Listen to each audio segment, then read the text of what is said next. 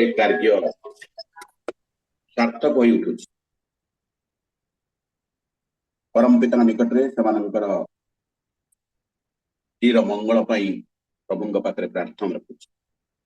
आम जो मैंने युक्त अच्छे परम पिता समस्त मंगल विधान करंतु ए विश्व शांति रहू प्रभुंकर सेवा पंकजरे प्रार्थना।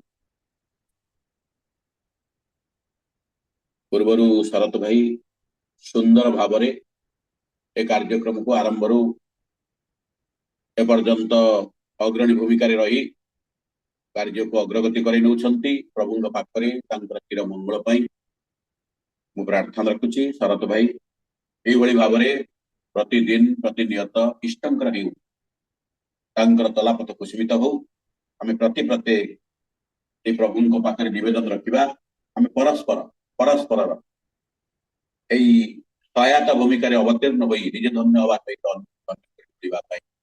हमें परम पिता रजतला आशीर्वाद रखा। आज समग्र ओडिशा भूखंड में कहीं बहिरी कार्तिक मासर महात्म्य विभिन्न स्थान में परिलिखित होची।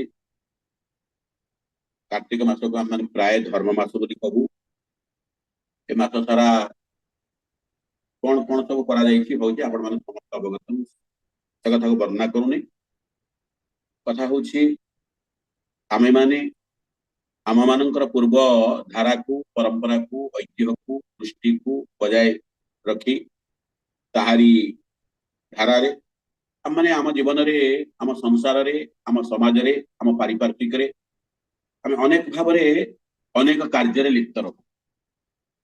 क्यों कार्य कौलिक वृत्ति को केंद्र करी क्यों कार्य सामाजिक चलनी को केंद्र करी क्यों कार्य आमर कूलर व्यवसाय हिसाब से ऐतिह्य दृष्टि को केंद्र करी अनेक कार्य भाव में कार्य कर कथा कार्य भितर केतक निजर जीविका अर्जन पेट पोषापी आउ केतक सामाजिक चलनी को परिवृद्धि करने सुंदर करने उन्नत करने परस्पर समाजर समस्ते हितैषी उठापी एक सुस्थ समाज गठन करने परस्पर भितर भल पाइबा स्नेह श्रद्धा को बजाय रखी परस्पर परस्पर निजर हो उठापी अनेक समय आम अनेक भाव धर्म अनुष्ठान अनेक अनुष्ठान में परिपालन करूँ युक्त हो। सही क्रम आज कार्तिक मासर शेष दिन आज कार्तिक पूर्णिमा ओडिशार ऐतिहासिक बाली यात्रार आज आरंभ।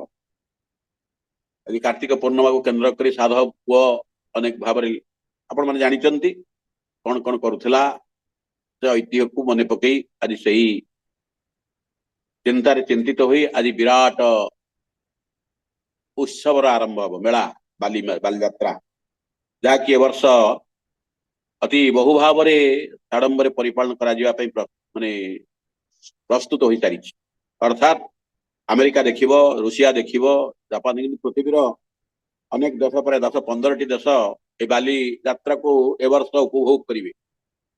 सैटेलाइट सैटेलाइट द्वारा यह सब जोगे दि जाए टीवी रे ए सब कथा को देखिए। मोदीजी परम बंधु ट्रंपे तो सेटा को जाइतिया समय रे ए बालीयात्रा संबंध में अनेक कथा कहते वर्ष तार विस्तृत प्रस्तुति शेष हो भितर आम मान करुचे ये सब थाईकि बेले बेले ए समाजर व्यवस्था एपरी बिगड़ी जाउछि एपरी असजड़ा हो उठुछि जहाँकि भाविले देखिले मन दुखरे भरपूर हो उठुछि। समाज को परिशुद्ध करने नाना प्रकार व्यंजना रही नाना प्रकार प्रथा रही तथापि भी अनेक समय आमे माने ए व्यवस्थार विपरीत दिगरे गति करी आकु आमे बिगाड़ी दवापाई असजड़ा करने नाना भाव में चेष्टा करूँ। जितेबाला बिगड़बार धारा ए असजड़ा हेबार धारा क्रमे क्रमे बढ़ी बढ़ी चले सजाड़बार धाराटा न्यून पड़ जाए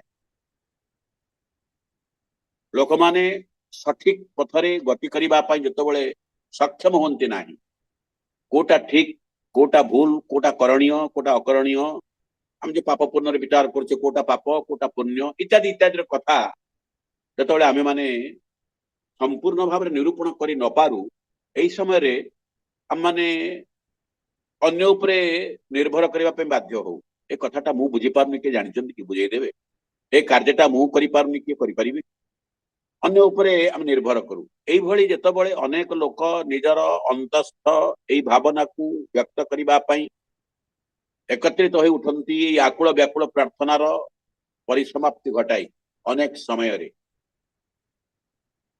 अनेक भाव ए पृथ्वी कुलमंडन करी ए महापुरुष माने महापुरुष अर्थ बहुत पुरुष जो मानकर आविर्भाव रे ये धरा ये पृथ्वी शीतल होई उठे सुंदर होई उठे ए मनुष्य समाजर गतिर धारा चलनीर धारा चिंता चेतनार धारा परिमार्जित हुए सुंदर होई उठे ए धारा पुनराय अनेक समय पर्यंत अनेक दिन पर्यंत अनेक वर्ष पर्यंत काल पर्यंत गति करी चले जो मैंने आसंती से आमे महापुरुष कहू अवतार कहू आमे परम पिता केन्द्र करी आमे तांको आज पुरुषोत्तम भाव रे ग्रहण करिछु जुगे जुगे अनेक समय रे ए समय अवक्षयर ताड़ना रे पृथ्वी को रक्षा करिबा पई चलनी को उपयुक्त भाव रे परिचालित करिबा पई परम पितांकर आविर्भाव घटे ए आम मानकर परम सौभाग्य ए समय रे मात्र 137 वर्ष पूर्व प्रिय परम जुग पुरुषोत्तम श्री श्री ठाकुर अनुकूल चंद्रंकर आविर्भाव घटितला तांकरी अनुशासन अनुशासित होई आज लक्ष लक्ष कोटि कोटि लोक तांकरी धारा को प्रवर्तित करैबा पाई आज समाज रे तत्पूर्ण चेष्टा करि चली पन जो मन टिके मौलन पड़ी जाइछंती दूरे जीवा को चेष्टा करूछंती ओली जीवा को चेष्टा करिछंती भूली भी जाइछंती आज समानन को मध्य मूर्ख स्रोतरे शामिल करिबा पई आचार्य देवंकर निर्देश क्रमे आमे माने प्रति प्रत्येक डीपीआर के शामिल होई उठिछे देखा पत्र कार्य रे अर्थात देखा पत्र कार्य आमे परस्पर परस्पर होई उठिबार जो धारा विधान ताको सजाग कर रखिबा एटा ही दीक्षा पत्र रो कार्य परस्पर परस्पर निजर होई उठिबा परस्पर सजाग होई उठिया बंचिबा बढ़िबार धारा रे उपयुक्त भाव रे परिचालित हवा पाई जो अनुशासन अछि आदर अनुशासित होई उठिबा एथि पई जो माने अल्पे बहुत करी करी चाली छंती समानंकर उपरे दायित्व अर्पण कर जायछि तुमे माने अन्य मानक निकट को जाई तांको मुख्य स्रोत रे शामिल करैबा एते कथा कहिबार उद्देश्य मोर आज जो दिनर तात्पर्य धर्म मास आज अंतिम दिवस आसंता काली महासंग्राम काली माने महासंग्राम अर्थ विश्वयुद्ध लगे कालठारू लगी पारे सेटा तो अलग कथा किंतु दुर्बल उपरे सबलर अत्याचार आरंभ हो जो माने दुई पक्ष हेबे गोटे पक्ष अति सबल गोटे पक्ष अति दुर्बल जो माने अति दुर्बल निर्विवाद रे से माने ध्वंस पाई बुझी पारुछन्ती आपण माने मु कोन कहूछि कथाटा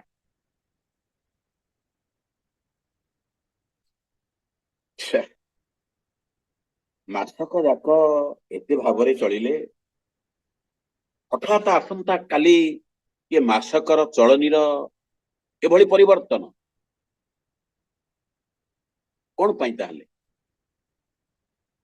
एटा कि धर्म एटा कि उपयुक्त चलनी ये कि उपयुक्त व्यवस्था ये कि उपयुक्त धारा मनीष जो ख्याल माफी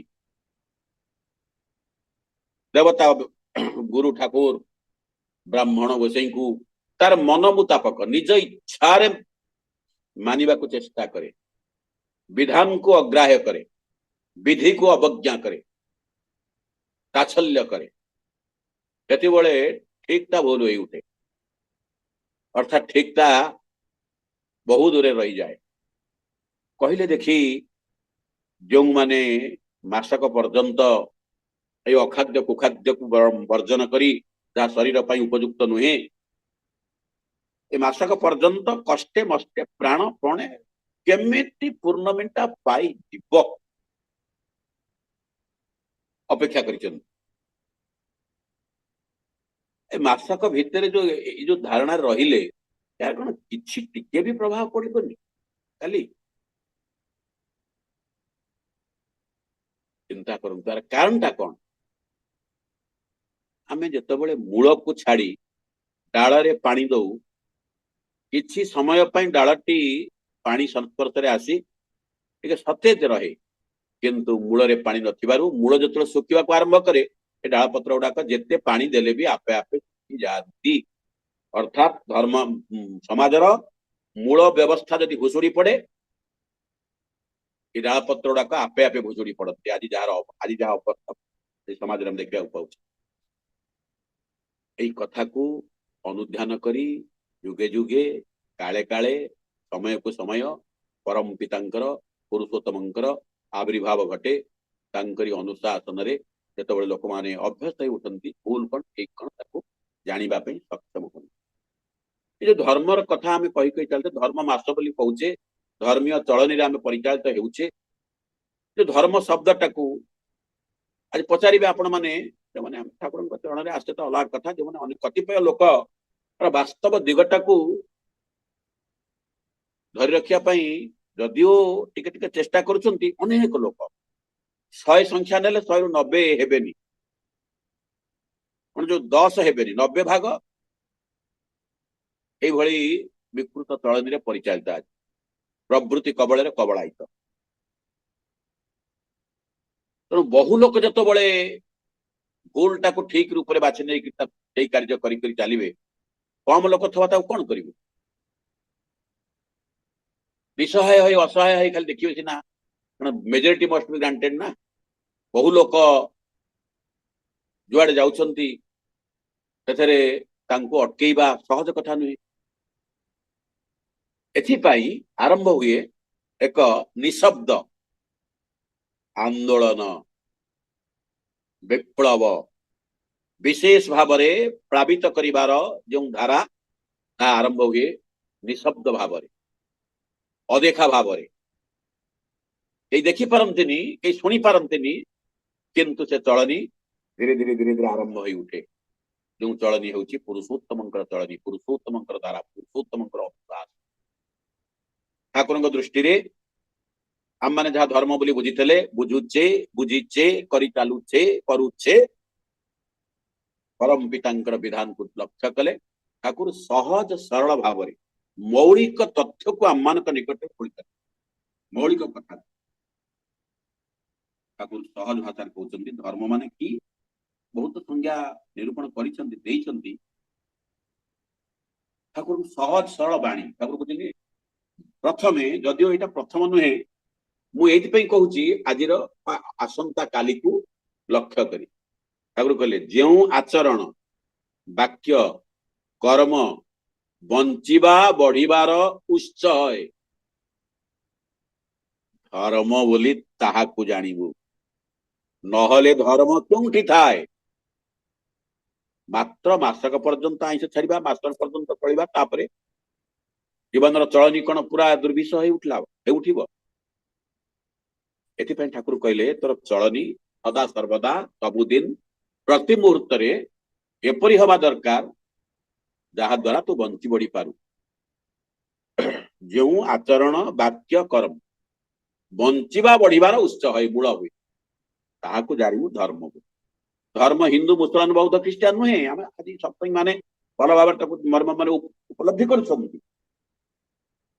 धर्म अर्थ बंचिबा बढ़िबार माने जहा ठीक बुझ धर्म ता अन्य बंचे निजे रुहे धर्म बोली ताकू ही हुए देखो केते मौलिक जिनिस मौलिक रूप से ठाकुर तक प्रकाश कर धर्म केवल आपण करेंगे आपण बंचिक अन्य मानक एथे सामिल करेंगे उपयुक्त भाव में जीवन को उपभोग करें तो पारे कारण अन्य को नहीं समाज को नहीं मोर पारिपार्श्विक को नहीं मोर परिवेश को नहीं मुझे परिवेश ना मुझे खत्म हो पड़ोसी नहांती मु जीवन को उपभोग करें ना एथि परिवेश को पड़ोसी मान मोर चतुर्पार्श्व को इष्टमय कर जीवनीय कर आज परम पितांकर निर्देश आदेश को आचार्य देव सुंदर भाव प्रवर्तन करने को व्यग्र हो उठी समस्त उपलब्धि करवा। ठाकुर जो कहले बंचिबा बढ़िबार माने जहा मर्म जहा ठीक जान धर्म ता यही धारा जिते मनुष्य जीवन रे व्याहत हुए हिंदू हो कि मुसलमान बौद्ध हो कि ख्रीस्टियान यही तिष्ठन्ति रोगरे पड़ी केवल हिंदू मरुचंदी मुसलमान माने मरु नांदी बौद्ध माने मरु नांदी ख्रीस्टियान माने मरु नांदी समस्ते रोग ग्रास कले कैंसर जहाँ को हम कैंसर केवल कौन मुसलमान कहूँ ना ख्रीस्टियान कहूँ ना हिंदू कहूँ रोग जहाँ शरीर को छाबाड़ करे विघटन करे जाति धर्म वर्ण निर्विशेष समस्त तार शिकार होती जीवन चलनी जो बेसाड़ हो उठे असाड़ हो उठे असिद्ध हो उठे बेभूल हो उठे चलनी पराक्रम दिने ना दिने आमको भोगवा को पड़े सबुदिन हठात हुए ना मन करंतु कारखाना गोटे आम गोटे फैन किनिक आनिले फैन टी तैयारी पंखा जो तैयारी जो जंत्री एभली सूत्र तार मानुआल लिखाई फैन टी जदि दिन को 10 घंटा चले ताहले 20 वर्ष चलो बुलिबो ग्यारंटी देली आमे किंतु फैन टाको दिन को 20 घंटा चलेबा केते दिन जीवो विधान टाको हम उल्टे दबा ये चलिले 20 वर्ष चलो बोली विधान निरूपण करा जायछि किंतु आमे विधान को उल्टा कर दबा उल्टे दबा माने दिन को 10 घंटा परिवर्तन 20 घंटा चलेबो फैन आयुष केते हबो 20 वर्ष परिवर्तन 10 वर्ष हो सीधा ना आपण पाखरे एक कथा उदाहरण दर उद्देश्य जदि जीवनीय चलनी को आमे माने मानिबा नाही ताले ए चलनीर प्रादुर्भाव कोई तो प्राकृतिक उपाय आमे ताकू शरीर को जहा वृद्ध अवस्था आसे ताकू भोग करि थांते किंतु आम मानकर बेठिक चलनी जोगु ताहा अति शीघ्र अविलंबे आम निकट को पळि आसे এই जो मौलिक तथ्य आज बुझिबा पई लोक माने टिके चेष्टा करूना ठाकुर आसी ताकू ए समस्त सबु बेले सबु समय रे मूल जिनिसटा को धरिबा को चेष्टा करिछन आई मूल जिनिस को धरिबा पई सक्षम हबा को हेले हम माने ए परम पितांकर पुरुषोत्तमंकर आश्रय नवा दरकार तांकरी शरणापन्न हवा दरकार आश्रय एवं शरण दीटा कर अर्थ प्राय का शरण माने सर्वधर्मान परित्यज्य मामेकं शरणं ब्रज शरण शब्द अर्थ होची मते रक्षा करी चाल धर्म हमको रक्षा करिवो आमे जदि धर्म को रक्षा करू छता हमको रक्षा करिवो खरा वर्षरु आमे जदि छतार जत्न नबो छता को रक्षा करी चाल छता को रक्षा करिबानी जोट नै जदि भोबाड दबा तार जत्न नबानी से छिड़ी छाड़ी जीव आ वर्षा बेले कि खरा बेले आम छता खोजिला तो मिलबो ना हमको सहायता करिवो छता छता को रक्षा कले आमे जमती खरा वर्षा रक्षा पाहु धर्म को रक्षा कले आमे बंचिया बढ़िबारे सक्षम हो धर्म को रक्षा करिबा माने बंचिबा बढ़िबार चलनी को जदि सठिक भाबरे बेभूल भाबरे निर्भूल भाबरे बेभूल को निर्भूल भाबरे जदि आमे ताकू ग्रहण करू मानी चालू ताले जीवन सुंदर होई उठे आ जदि बेभूल चलनी रे चलू निर्भूल को छाड़ी जीवन बेभूल हो उठे काली जो भली घटना घटिब सबू कौन करते से निष्पाप निरीह पशुपक्षी माने कौन करिसंती हमर आपण माने कहिबे आज्ञा से तो खाद्य रे जाउचंती मारिबा एवं खाद्य भाव रे ग्रहण करिबा एटा प्रकृतिर स्वतंत्र नियम मनुष्य पाई प्रकृति द्वारा परिचालित जीवजंतु माने जहा पाई जपरि खाद्य प्रकृति निरूपण करिसंती सेमाने ताकू ग्रहण करछन आमे करिने आमे मातृगर्भरु दुनिया को आसीबा पूर्वरु जंतुटीए मातृगर्भरु दुनिया को आसीबा माने पूर्वरु जतले से ता पाई की खाद्य दरकार केते बळे केउ खाद्य दरकार प्रकृति द्वारा जने व्यवस्थापक जने परिचालक जने निर्देशक जने स्रष्टा जने द्रष्टा सब कुछ ठीक कर रखछन अचिंतनीय व्यापार अचिंतनीय आमे जन्मभाव पूर्व मातृ स्तन्य परम पिता अमृत भरी देइछन्ति किंतु परवर्ती अवस्था रे केतबळे एई धाराटा बिगेड़ी जाए कवि लिखुचंती थिले हैं ମାତୃସ୍ତନ୍ୟେ ଅମୃତ ପୁରୀ। ମାତୃସ୍ତନ୍ୟରେ ଅମୃତ ପୁରୀ ରହିଛି, କିନ୍ତୁ ଯୋକ ପିୟଇ ତହୁ ରୁଧିର ଚିରି। ତେସନେ ମନ୍ଦ ମତି ସର୍ବଦା ଖଳ, ଗୁଣ ନବାଛି ବାଛେ ଦୋଷ କେବଳ। ଥିଲେ ହେ ମାତୃସ୍ତନ୍ୟ ଅମୃତ ପୁରୀ। ଆମମାନଙ୍କ ପାଇଁ ମାତୃସ୍ତନ୍ୟରେ ଜନ୍ମ ପରେ ଅମୃତ ଭରି ରହିଛି। ପରମ ପିତା ତାକୁ ବ୍ୟବସ୍ଥା କରିଛନ୍ତି, ଆମେ ତାକୁ ଗ୍ରହଣ କରି ବଞ୍ଚୁ। କିନ୍ତୁ ସେହି ସମୟରେ ଯଦି ଗୋଟିଏ ଯୋକ, ତାର ଯୋଉ ପ୍ରବୃତ୍ତି, ଖଳ ପ୍ରବୃତ୍ତି, ତାକୁ ଯଦି ସେଇ ସ୍ଥାନରେ ଛାଡି ଦିଆଯାଏ, ସେ କ୍ଷୀର ପାନ କରିପାରିବ ନାହିଁ। ରୁଧିର ମାନେ ରକ୍ତ ପାନ କରିକି ସେସବୁ ଧ୍ୱଂସ ହବ।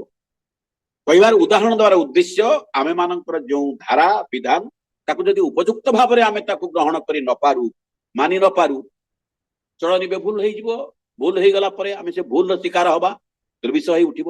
ଏଥିପାଇଁ କାଳେ କାଳେ ପରମ ପିତାଙ୍କର এই ধর্ম আন্দোলন অর্থাৎ বঞ্চিবা বঢ়িবার আন্দোলন।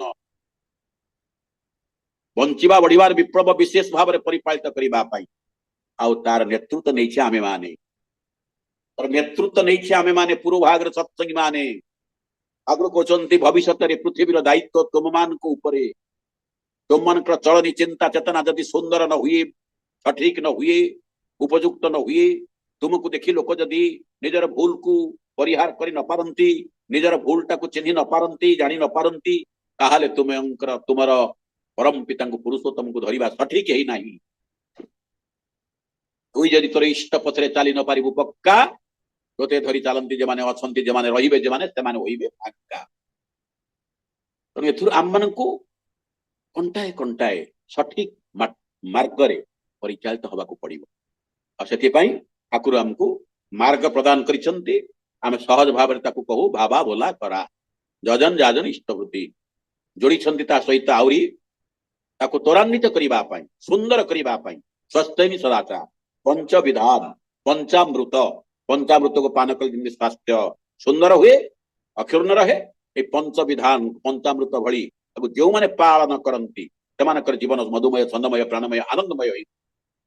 এই ବିଧାନକୁ ପାଳନ କରିବା ପାଇଁ, এই ବିଧାନରେ ବିସ୍ତୃତ ହେବା ପାଇଁ ପ୍ରଥମେ କଣ ଦରକାର? ମାନସିକ ଖୋରାକ, ମାନସିକ ଶକ୍ତି, ମାନସିକ ଯୁକ୍ତତା, ମାନସିକ ଭାବନା, ମାନସିକ ବିଚାର। ମନ ଦେଇକି ମଣିଷ ସବୁ କରୁଛି, ଦେଖୁଛି, ଖାଉଛି, ପିଉଛି, ସବୁ ଭାବରେ ତାର ଅଗ୍ରେ ରହୁଛି ମନ। এই ମନକୁ ଯେତେବେଳେ ଏଇ ଧାରାରେ ସେ ଯୁକ୍ତ କରେଇ ପାରିବ, ତାର ଚଳନି ଚିନ୍ତା ଚେତନା ଧୀରେ ଧୀରେ ସଠିକ ହବ। এই ମନକୁ ଯୁକ୍ତ କରିବାର ଯୋଉ ବିଧାନ ଠାକୁର ତାକୁ ପ୍ରଦାନ କରିଛନ୍ତି ଆମମାନଙ୍କ ପାଖରେ। ମନ୍ତ୍ର ପ୍ରଦାନ କରିଛନ୍ତି, ମନ୍ତ୍ର ମାଧ୍ୟମରେ ମନକୁ ନିୟନ୍ତ୍ରିତ କରିବା ପାଇଁ ଯେଉଁ ଧାରା, ଯେଉଁ ବିଧାନ ପରମ ପିତା ଆଜି ପ୍ରଦାନ କରିଛନ୍ତି, ତାକୁ ଯେଉଁମାନେ ମାନି ଚାଲୁଛନ୍ତି, ଦେଖାଯାଉଛି ଧୀରେ ଧୀରେ ଧୀରେ ଧୀରେ କେତେ ରତ୍ନାକର ଆଜି ବାଲ୍ମୀକି ପ୍ରେରଣା ଦେଇଛନ୍ତି। ତାର ଇୟତା ନାହିଁ, ଆପଣମାନେ ସମସ୍ତେ ଜାଣିଛନ୍ତି। ଚିନ୍ତା କରନ୍ତୁ ନା, ସଠିକ କିଭଳି ଔଷଧ ନିରୂପଣ କରାଯାଇଛି ସମସ୍ତଙ୍କ ପାଇଁ। ରୋଗ ଅନେକ, ଔଷଧ ଏକ, ଯାହାକୁ ଭକ୍ଷଣ କଲେ, ଅମୃତ ପାନ କଲେ, ଯେମିତି କଥିତ ଅଛି, ସମସ୍ତ ଅମର ହେଇ ଉଠନ୍ତି। ପରମ ପିତାଙ୍କର এই ଅମୃତ ବିଧାନକୁ ଯିଏ ପାନ କରିଛି, ଜାତି ଧର୍ମ ନିର୍ବିଶେଷରେ ସମସ୍ତେ ବଞ୍ଚିବା ବଢିବାର ସଠିକ ମାର୍ଗ ନିରୂପଣ କରି ଚାଲିଛନ୍ତି, ବଞ୍ଚି ବଢି ପାରୁଛନ୍ତି। ଏଥିପାଇଁ ଆମମାନଙ୍କର ପ୍ରଥମ କାର୍ଯ୍ୟ କଣ? ସେଇ ଯଜନ ଯାଜନ ଇଷ୍ଟବୃତ୍ତିକୁ ନିଜ ଚରିତ୍ରାୟିତ କରି ଚାଲିବା, କଣ୍ଟାଏ କଣ୍ଟାଏ ଉପଯୁକ୍ତ ଭାବରେ। ଆଉ ଏଇ ମାନସିକ ଦିଗ ଦେଇ ମାନସିକ ବିଚାରକୁ ସୁସ୍ଥ ରଖି, ମାନସିକ ଭାବନାକୁ ପରମ ପିତାଙ୍କ ସହିତ ଉପଯୁକ୍ତ ଭାବରେ ଲଗେଇ ରଖିବାର ଯୋଉ ମାନସିକ ଶକ୍ତି, ଆମେ ତାକୁ ପ୍ରାପ୍ତ ହବା କୋଉଠୁ? ଏ ପ୍ରବୃତ୍ତି କବଳରେ କବଳାୟିତ ହୋଇ ଗତି କରୁଛି। ମାନସିକ ଶକ୍ତି ଆମର ଦୃଢ ହେଇ ଉଠିବ କିପରି, ସୁନ୍ଦର ହେଇ ଉଠିବ କିପରି, ଲାଗି ରହିବାର ଧାରଣା ବିଧାନ, ଲାଗି ରହିବାର ଶକ୍ତି ମୋର ସୃଷ୍ଟି ହବ କିପରି? ଏଥିପାଇଁ ଠାକୁର ଔଷଧ ଦେଲେ, ବିଧାନ ଦେଲେ। ଔଷଧ କଣ? ମନ୍ତ୍ର। ମନାଂ ତ୍ରାୟତେଇତି ଯଶ ମନ୍ତ୍ର। ମନକୁ ଯେ ତ୍ରାଣ କରେ, ଏକାୟିତ କରେ, କେନ୍ଦ୍ରାୟିତ କରେ, ନିୟନ୍ତ୍ରିତ କରେ, ତାର ନାମ ମନ୍ତ୍ର। ମନ୍ତ୍ର କଣ? ଗଛରେ ଫଳନା, କାରଖାନାରେ ତିଆରି ହୁଏ ନା। କେତେକ ଶବ୍ଦ ଅକ୍ଷରର ସମିଶ୍ରଣରେ ଗୋଟିଏ ଶବ୍ଦ ସୃଷ୍ଟି ହୁଏ। ଯେଉଁ ଶବ୍ଦକୁ ଭାବିଲେ, ଯେଉଁ ଶବ୍ଦକୁ ଚିନ୍ତା କଲେ, ଯେଉଁ ଶବ୍ଦକୁ ଉଚ୍ଚାରଣ କଲେ, ମନୁଷ୍ୟର ମନ ଭିତରେ ସ୍ୱତନ୍ତ୍ର ଧରଣର କମ୍ପନ ସୃଷ୍ଟି ହୁଏ। ଯେଉଁ କମ୍ପନର ଯେଉଁ କମ୍ପନର ଫଳରେ ଆମର ମସ୍ତିଷ୍କର କ୍ରିୟା ପ୍ରକ୍ରିୟା ସୁନ୍ଦର ଭାବରେ ପରିଚାଳିତ ହେଇ ଉଠେ, ମନ ନିୟନ୍ତ୍ରିତ ହେଇ ଉଠେ। ଏଥିପାଇଁ ବିଧାନ ଠାକୁର ଦେଲେ କଣ? ନା ଉଷା ନିଶାଏ ମନ୍ତ୍ର ସାଧନ ଚଲା ଫେରାଏ ଜପ ଯଥା ସମୟ ଇଷ୍ଟ ନିଦେଶ ମୂର୍ତ୍ତ କରାଇ ତପ।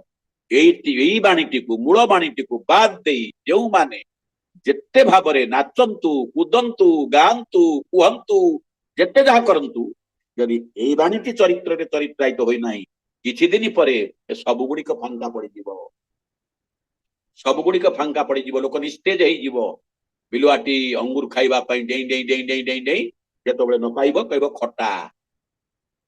ସେଇ ଦୃଷ୍ଟିରୁ ଆଜି ସଠିକ ଭାବରେ ସଠିକ କାର୍ଯ୍ୟରେ ସଠିକ ମାର୍ଗରେ ପରିଚାଳିତ ନ ହୋଇ ଅନେକ ବନ୍ଧୁ ଅନେକ ଭାଇମାନେ ଅନେକ ନିଜର ଲୋକମାନେ ଏଇ ବଞ୍ଚିବା ବଢିବା ଚଳନୀରୁ ଦୂରେଇ ଯାଇଛନ୍ତି। ସେମାନଙ୍କୁ ନିଜ ଏଇ ମୁଖ୍ୟ ସ୍ରୋତରେ ସାମିଲ କରିବାକୁ ହେଲେ ପ୍ରଥମେ ଆମକୁ କରିବାକୁ ପଡିବ। ଫାଷ୍ଟ ଟୁ ଡୁ, ତାପରେ ଟୁ ଡୁ ବି। କରିଲେ ହବା, ହେଲେ ପାଇବା। ନିଜେ ପାଇବା, ସେମାନଙ୍କୁ ପାଇବା, ସେମାନେ ବି ପାଇବେ ଆମ ଦ୍ୱାରା। ଏଥିପାଇଁ ଆମର ପ୍ରତିଦିନର ସାଧନା ଠାକୁରଙ୍କର ହଜାର ହଜାର ବାଣୀ ଭିତରେ ଯୋଗାଚାର୍ଯ୍ୟ ଶ୍ରୀ ଶ୍ରୀ ବଡ଼ଦା ତିନୋଟି ବାଣୀରୁ ପ୍ରଥମ ବାଣୀ ଉଷା ନିଶାଏ ମନ୍ତ୍ର ସାଧନ ଚଲା ଫେରାଏ ଜପ ଯଥା ସମୟ ଇଷ୍ଟ ନିଦେଶ ମୂର୍ତ୍ତ କରାଇ ତପ। এই ମାନସିକ ଭାବନାକୁ ସୁନ୍ଦର ସୁଦୃଢ ସାବଲ୍ୟ କରିବା ପାଇଁ ଦରକାର ମନନ ଚିନ୍ତନ ମାନସିକ କଥନ, ଯାହା ମନ୍ତ୍ର ମାଧ୍ୟମରେ ଆମର ସୁନ୍ଦର ଭାବରେ ସେ କ୍ରିୟା ପରିଚାଳିତ ହେଉ। ପ୍ରତିଦିନ ଯଦି ପ୍ରଥମ ପାହାଚରେ ଗୋଡ ନ ଦବା, ଯଜନ ନ କରିବା, ମାନସିକ ଦିଗ ଦେଇ ମନ୍ତ୍ର ଭାବନାରେ ଭାବିତ ହୋଇ ନ ଉଠିବା, ମନ୍ତ୍ରକୁ ସାଧନ ନ କରିବା, ତାକୁ ଜଗ ମାନେ ପୁରୁଷୋତ୍ତମଙ୍କର ଜନନୀ ପୁରୁଷୋତ୍ତମ ଜନନୀ ମାତା ମନମୋହିନୀ ଦେବୀ ସେଦିନ ସେଇ କଥା ହିଁ ଭକ୍ତମାନଙ୍କୁ ଚେତେଇ ଦେଇଥିଲା। ସମୟ ହେଇ ଆସିଲାଣି, ମୁଁ ଆଉ କଥାକୁ ଆଗଉ ନାହିଁ। ଘଟଣାଟି ସେଦିନ ଏଇଭଳି ଥିଲା। ଠାକୁର ନାହାନ୍ତି, ବାହାରକୁ ଯାଇଛନ୍ତି, 2 ପ୍ରହର ବେଳ, ଆନନ୍ଦ ବଜାର ସମୟ। ଅନେକ ଭକ୍ତମାନେ ଅପେକ୍ଷା କରିଛନ୍ତି ଠାକୁର ଆସିଲେ ଆନନ୍ଦ ବଜାର କରିବେ। ମାତା ମନମୋହିନୀ ଦେବୀ ଆସୁଛନ୍ତି, ଡାକିଲେ ଆସ ସବୁ ଆନନ୍ଦ ବଜାର କରିବ। କେହି କିଛି କହୁନାହାନ୍ତି, ଚୁପ ହୋଇ ଠିଆ ହେଇଛନ୍ତି। ଜଣେ ହାତ ଯୋଡି କହିଲେ ଠାକୁର ଆସିଲେ କରିବୁ। ନା ମୁଁ ଜାଣେ ତୁମ ଠାକୁର ନ ଆସିବା ପର୍ଯ୍ୟନ୍ତ ତୁମେ କେହି ମୋ କଥା ଶୁଣିବନି, ତୁମେ କେହି ମୋ କଥା ମାନିବନି। ଅନୁକୂଳକୁ ଅପେକ୍ଷା କରିଛ, କରିବ। ତାପରେ ମାତା ମନମୋହିନୀ ଦେବୀ ପଚାରୁଛନ୍ତି, ଅନୁକୂଳକୁ ଅପେକ୍ଷା କରିଛ ଭଲ, କିନ୍ତୁ ଅନୁକୂଳର କଥାକୁ ସବୁ କଥାକୁ ଏମିତି ମାନୁଛ ନା କିଛି କଥାକୁ ମାନୁଛ, କିଛି କଥାକୁ ମାନୁନ? ସମସ୍ତେ ପରସ୍ପରକୁ ଅନେଇଲେ। ମାତା ପଚାରୁଛନ୍ତି, କହିଲେ ତୁମେ ତ ବର୍ତ୍ତମାନ ସବୁ ଅନୁକୂଳ କଥାରୁ ଉଠୁ ବସ ହଉଛ। ମାନେ କଥାଟାକୁ ଦେଖନ୍ତୁ, କେମିତି ନେଗେଟିଭ ମନେ ହେଲେ ବି ମାଙ୍କର ତା ଭିତରେ କେତେ ବାସ୍ତବତା ଭରି ରହିଥିଲା। ତୁମେ ତ ଅନୁକୂଳ କଥାରୁ ଉଠୁ ବସ ହଉଛ, ଅନୁକୂଳ ଯାହା କରୁଛି ତାହା କରୁଛ, ଇଟା ପକଉଛ, ମାଟି ଆଣୁଛ, ସବୁ କିଛି କରୁଛ ତୁମେ ବର୍ତ୍ତମାନ। ଆଚ୍ଛା କହିଲେ ଦେଖି, ଅନୁକୂଳ ତୁମକୁ କେବେ ଏ ଯୋଉ ସାଧନ ଭଜନ ବନ୍ଦ କରିବାକୁ କହିଛି? ସମସ୍ତେ ନିରବ ରହିଗଲେ। ମାତା କହୁଛନ୍ତି, ତୁମେ ମାନେ କେଡେ କେଡେ ଘରର ପିଲା, ସବୁ କିଛି ତୁଚ୍ଛ କରି ଆଜି ତାରି ପଛରେ ଲାଗିଛ, ତାରି ପଛରେ ରହିଛ। ସିଏ ଯାହା କହେ ତାକୁ ଯଦି ନ ମାନ, ଆଉ କିଛି ବାହାର ଜିନିଷ ମାନୁଛ, ଅନ୍ତର ଭିତରେ ଯେଉଁ ଆଲୋଡ଼ନ ଦରକାର, ଯେଉଁ ଅମୃତ ଦରକାର, ସେଇ ବିଧାନକୁ ଯଦି ନ ମାନ, କିଛି ଦିନ ତୁମେ ମାନେ ଡେଇଁବ। ପରବର୍ତ୍ତୀ ଅବସ୍ଥାରେ ଅନ୍ତର ଯେତେବେଳେ ଶୁଷ୍କ ହେଇଯିବ, ଅନୁକୂଳକୁ ଛାଡି ଚାଲିଯିବ, ତାର ଯାଇ ନିନ୍ଦା କରିବ। ଆଜି ତାହା ହିଁ ଘଟୁଛି। ଆମେ ଅନ୍ତର ଦିଗ ଦେଇ ଭରପୁର ହେଇପାରିନେ, ଅନ୍ତରର ଧନରେ ଆମେ ଧନୀ ହେଇପାରିନେ, ବାହାର ଧନରେ ଧନୀ ହବା ପାଇଁ ଆମେ ପ୍ରତିଷ୍ଠାବାନ। ଠାକୁରଙ୍କର ସେଇ ବାଣୀ, ଯୋଗାଚାର୍ଯ୍ୟଙ୍କର ସେଇ ବାଣୀ, ଜଗତ ମାନେ ପୁରୁଷୋତ୍ତମ ଜନନୀ ମାତା ମନମୋହିନୀ ଦେବୀଙ୍କର ସେଇ କଥା, ତୁମମାନେ ସମସ୍ତେ ସେ ଅନ୍ତର ଧନରେ ଧନୀ ହୋଇ ଉଠ। ଯେଉଁ ଧନ ପ୍ରାପ୍ତ ହେଲେ ସେଦିନ ବ୍ରାହ୍ମଣ ସେଇ ତପସ୍ୱୀଙ୍କର ସେ ପରଶମଣିକୁ ତୁଚ୍ଛ କରି ଫୋପାଡ଼ି ଦେଇଥିଲା ସରଜ ନଦୀକୁ। ଯେ ଧନ ହଇଆ ଧନୀ ମଣିକେ ନଗଣ ମଣି, ରବି ଠାକୁରଙ୍କର କଥା। ଆସନ୍ତୁ ସେଇ ମଣିରେ ଆମେ, ସେଇ ଧନରେ ଆମେ ଧନବାନ ହେଇ ଉଠିବା। ସେଇ ପ୍ରଭୁଙ୍କର ସେଇ ଦିଆ ଯଜଞ୍ଜାଦାଚାର, ଏଇ ପଞ୍ଚାମୃତ ପାନ କରିବା, ନିଜେ ଧନ୍ୟ ହୋଇ ଉଠିବା, ପରିବାର ଧନ୍ୟ ହୋଇ ଉଠିବ, ପରିବେଶ ଧନ୍ୟ ହୋଇ ଉଠିବ, ତ୍ରିପୁରାର୍କ ସାର୍ଥକ ହବ, ସମସ୍ତେ ଆନନ୍ଦରେ ଗାଇ ଉଠିବା। ବନ୍ଦେ ପୁରୁଷୋତ୍ତମ। ଜୟ ଗୁରୁ, ଜୟ ଗୁରୁ, ଜୟ ଗୁରୁ। ଆଜ୍ଞା ଜୟ ଗୁରୁ। ଜୟ କଣ ଗୁରୁ, ମୁଁ କହିବି, ଭାଷା ସ୍ଫୂର୍ତ୍ତି ହଉନାହିଁ। ଆପଣଙ୍କର ଆଲୋଚନା ଏତେ ସାରା ଗର୍ଭକ। ପୂର୍ବରୁ ତ ଅନେକ